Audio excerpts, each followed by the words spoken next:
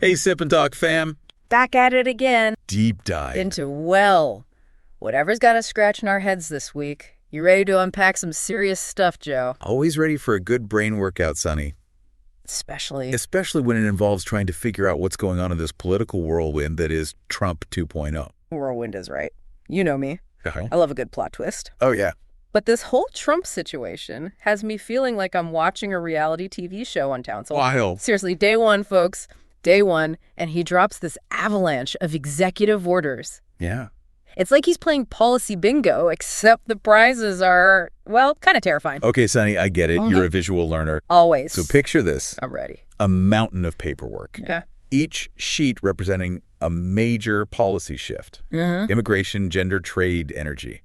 It's like he's trying to hit the reset button on, well, everything. And hitting it hard. Okay, so first up. Immigration, banning asylum seekers at the border, hitting pause on the refugee program. I mean, I get wanting to control the borders. Right. But this feels like slamming the door shut, doesn't it? It's definitely a hardline approach, and it raises a lot of questions. Yeah. What happens to the people already waiting to enter the U.S.? Right. What about those fleeing violence and persecution? Is this really the best way to handle a complex issue like immigration? And hold up, wait a minute. He wants to end birthright citizenship. Like, poof, no more automatic citizenship for babies born on U.S. soil. Isn't that like a fundamental American thing? It's certainly been a cornerstone of U.S. citizenship for a long time, thanks to the 14th Amendment. Yeah. But legally, this one's a potential minefield. Oh. The 14th Amendment is pretty clear on birthright citizenship. Yeah. Challenging that would be a massive legal battle. Right. And imagine the logistics. How do you even prove someone's parents weren't here legally when they were born? It's like trying to untangle a plate of spaghetti, except the noodles are people's lives. Exactly. It's a recipe for chaos and potential discrimination. And let's not forget the human side of this. Right. We're talking about families being torn apart, people living in fear of deportation. Okay, so immigration is a mess. But what about this rollback on diversity and inclusion initiatives? Yeah. And he's doubling down on recognizing only two genders. Talk about a throwback. It's like we're back in the black and white TV era. This one's a huge concern. Sonny rolling back DEI efforts isn't just about ticking boxes. Yeah. It's about creating a society where everyone feels welcome and valued and limiting gender recognition to just two categories. That ignores the reality of so many people's lives. And let's be real, it's not just symbolic. These policies have real-world consequences for people's lives, their jobs, their safety. I mean, are we really going back to a time when certain groups are just erased? We're seeing a shift towards a more traditional, some might say exclusionary view of American identity. And that shift could have a ripple effect across society. Okay, so we've got immigration restrictions, DEI rollback. What's next on this policy roller coaster? We're heading straight into Tariff Town. Tariff Town. Sounds like a place where everything is overpriced and the music is stuck on loop. Haha. That's one way to put it. Oh, boy. Trump's launching investigations into trade deficits and currency manipulation, specifically targeting Canada, China, and Mexico. Okay. He's talking about potential trade wars and hitting them with tariffs. Hold on, back up. Yeah. Tariffs. Those things that make stuff more expensive for everyone, like my morning coffee, my new shoes, my streaming subscription. All of that. Are we all going to be paying more for everything now? It's a possibility. Remember that new phone you've been eyeing? A trade war could mean those tariffs get passed down to you, making it even more expensive. And it's not just about individual purchases. Tariffs can disrupt entire industries, leading to job losses and economic instability. Ouch, that doesn't sound good for anyone's wallet. But hey, maybe we'll get some sweet deals on American-made products, right?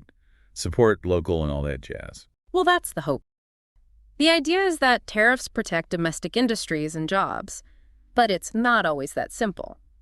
Tariffs can also lead to retaliation from other countries, triggering a whole cycle of price hikes and economic uncertainty.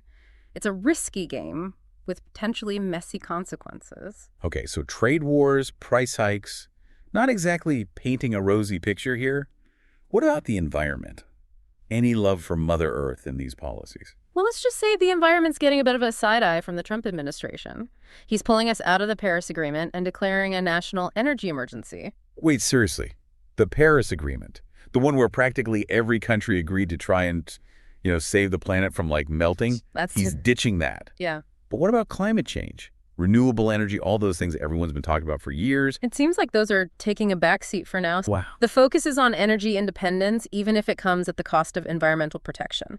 And this National Energy Emergency Declaration, that's a big red flag. Oh. It could potentially allow him to bypass environmental regulations and fast-track projects that are, well, let's just say not exactly eco-friendly. Like what kind of projects? Give me an example. Okay. Help me wrap my head around this. Think about those pristine natural areas, Okay. the ones we fight to protect from development.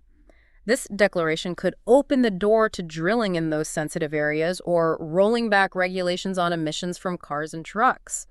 It's a shift in priorities, away from environmental protection and towards, well, let's call it energy dominance. Okay, so we've got trade wars, environmental rollbacks. Yeah. It's like we're on a runaway train heading straight for, I don't even know where, but it doesn't look good. I need a drink. I think we both do. And guess what? We've got a lot more to cover. Remember TikTok? Oh, That app everyone and their grandma was obsessed with? yeah. Well, get this. Hold that thought. We need to refill our glasses and process all this craziness. We'll be right back. Sip and Talk, fam, with more Trump-tastic policy twists and turns. Don't touch that dial.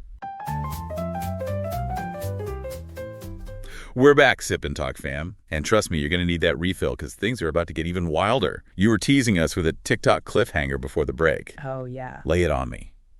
What's the deal with Trump and everyone's favorite dancing app? Okay, picture this. The leader of the free world tweeting about banning a social media app, mostly known for dance challenges and lip-sync videos. It sounds like something out of a satirical comedy, right? Right. I mean, I get that some people think TikTok is just a silly time waster. Yeah. But a national security threat?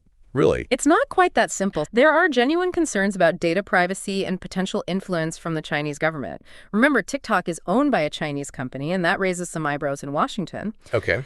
The fear is that user data could be accessed by the Chinese government, which obviously has implications for national security.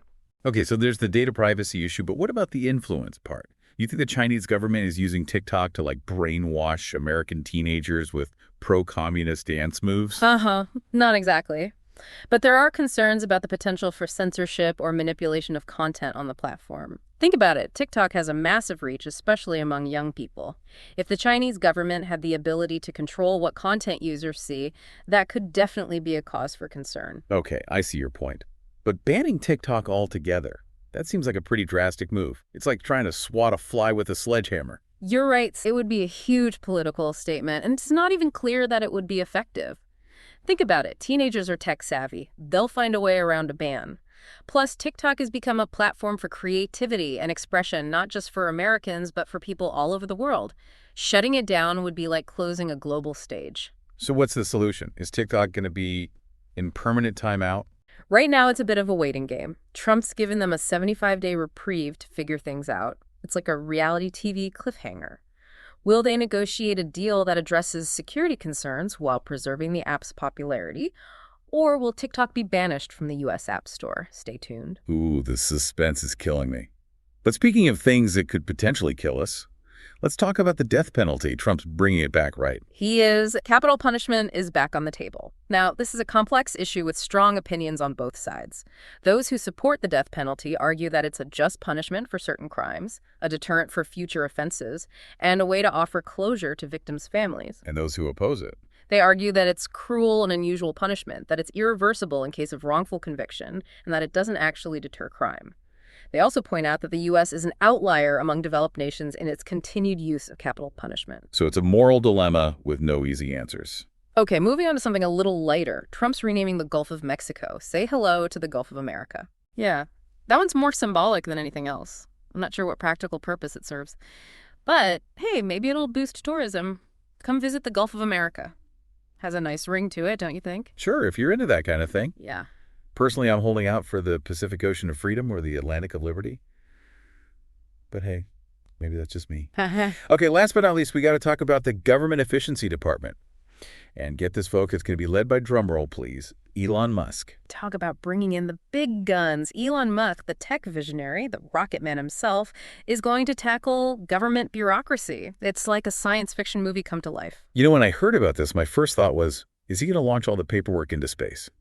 But is this a case of the right person for the job or a publicity stunt? Can Elon Musk really fix a system that's been bogged down by red tape for decades? Well, it's certainly an ambitious move. Musk is known for his disruptive thinking and his ability to get things done. But government bureaucracy is a different beast altogether. It's not like building rockets or electric cars. It's a complex web of rules, regulations, and competing interests. So are we looking at a government efficiency revolution or a spectacular crash and burn? Only time will tell. But hey, at least it'll be entertaining to watch, right? I mean, who doesn't love a good underdog story? Even if the underdog is a billionaire tech CEO. You've got a point. Okay, so we've covered a lot of ground: immigration, DEI, trade wars, the environment, TikTok, the death penalty, renaming oceans, and Elon Musk taking on the government. It's a lot to process, right? My head is spinning. It's like we've taken a wild ride through the political funhouse, and I'm not sure if I want to laugh or cry. Oh. But hey, that's what we do here on Sip and Talk, right? We break down the crazy, the confusing, and the downright bizarre and try to make sense of it all. Exactly. And speaking of making sense of it all, we've got one more part to go. We'll be back in a flash Sip and Talk fam to tackle the big questions. What does all this mean for the future of America, and what role can each of us play in shaping that future? Don't miss it. I just want to give another shout out to Mickey from Mickey to Life. His channel is a treasure trove of inspiration, and he's a huge Sip and Talk fan. Absolutely. Make sure to check him out and maybe even share your awesome podcast intro with him once you've created it. We're back, Sip and Talk fam, and it's time for the grand finale, the moment of truth, the big reveal. Okay, I'll stop with the dramatic pauses. We've unpacked a whole lot of Trump 2.0 policies. We have. But what does it all actually mean? Yeah. Is America really about to undergo a total transformation? And honestly, it's too early to say for sure. Okay. What we're seeing is a clear attempt to shift the direction of the country. But whether it's a temporary course correction or a permanent U-turn, that remains to be seen. So it's like we're driving down a road, but we're not sure if it's a detour or a whole new highway.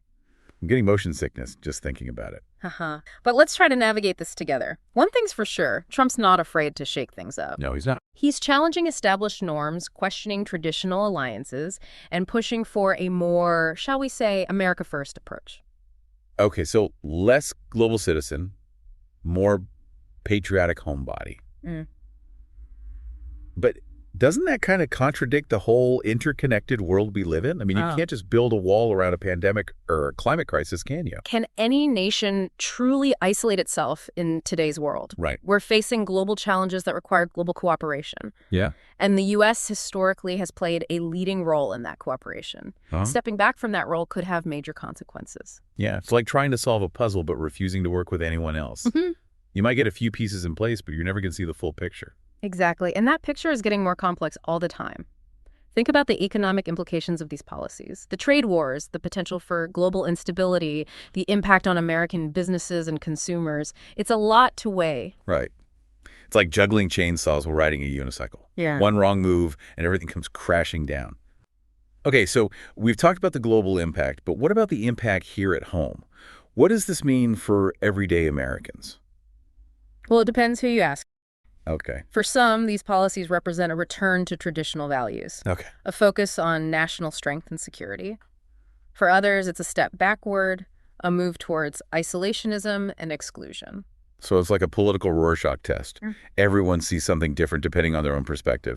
No wonder everyone's arguing all the time.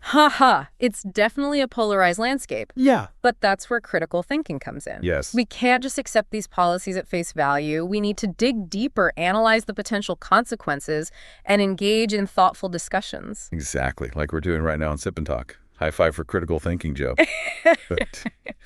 But seriously, what can people do about all this? It's easy to feel overwhelmed and powerless when it comes to politics. You're right, but we're not powerless. We live in a democracy, and that means our voices matter. Right. Get involved, folks. Contact your elected officials, join advocacy groups, support organizations that are fighting for the causes you believe in, and most importantly, vote.